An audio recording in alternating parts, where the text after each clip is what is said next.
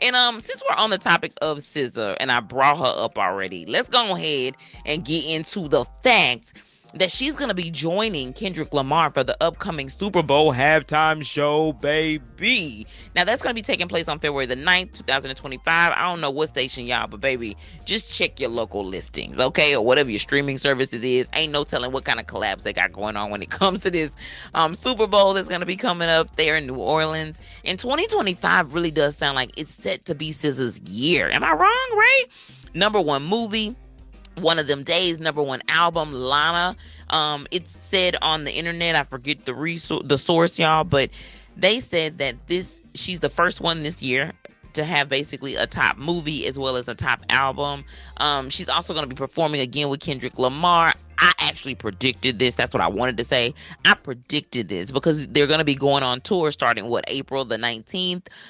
What city does it kick off in? Is it Minneapolis? I forgot what city it actually kicks off in.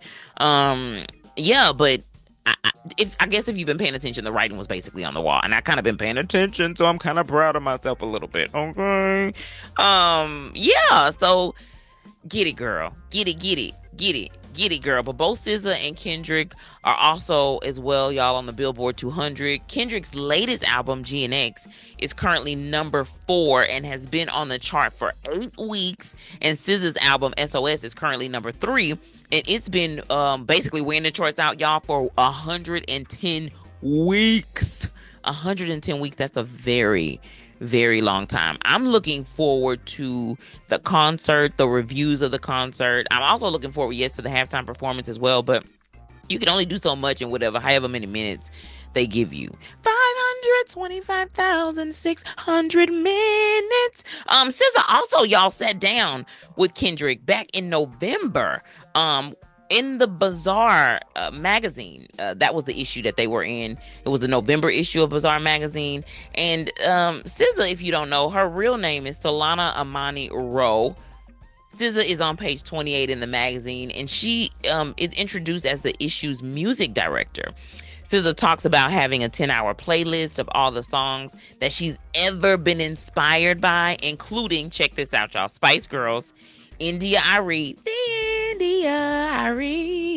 okay, Marvin Gaye, Stevie Wonder, Donny Hathaway, Frank Ocean.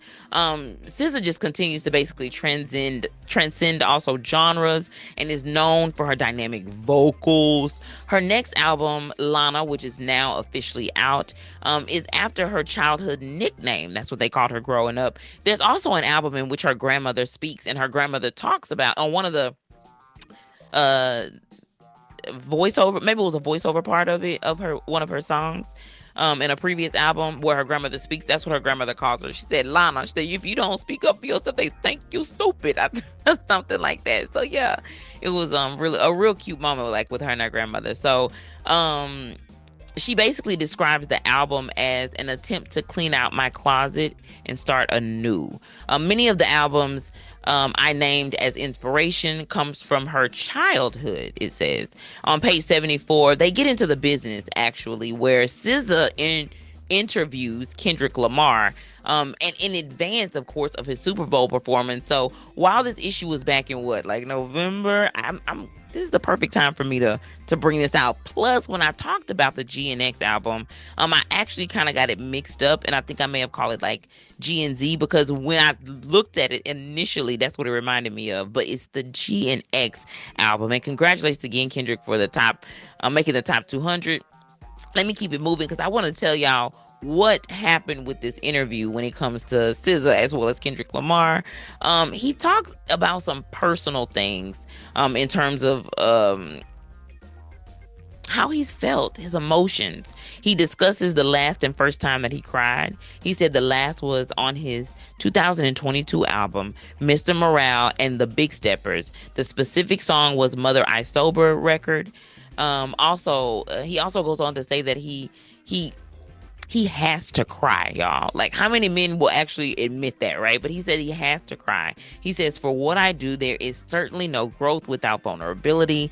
The first time Kendrick cried was actually documented on stage, he says, back in 2011. And he said it was specifically when Dre and Snoop and the whole West Coast was out And he said that's the same day that Dre passed the torch, and a burst of energy, he said, gathered over him, and he just let it flow. Let it flow. Let it flow. I don't think that's a song, y'all. I'm just singing. I don't know what I'm doing. Okay, anyway. He also goes on to say, I feel my work in music is just the start. I don't think it's my end goal. I know it's not my end goal. Music is just a vessel to get me there. You know what this sounds like, if I'm being honest with y'all? It sounds like Rihanna. When Rihanna said basically that when it came to music, it was kind of like a vessel for her. It was kind of like a stepping stool. Not her exact words, but essentially, yeah, it was basically a stepping stool for her to be where she is now with her beauty business and her brand and bringing out launching items for children, especially now that she has her two sons with ASAP Rocky.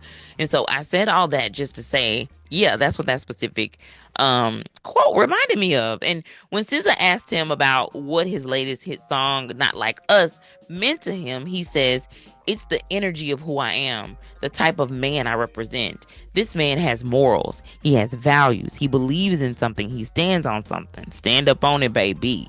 He's not pandering. He recognizes his own mistakes and can dig deep down into fear-based ideologies or experiences to be able to express them without feeling like he's less of a man.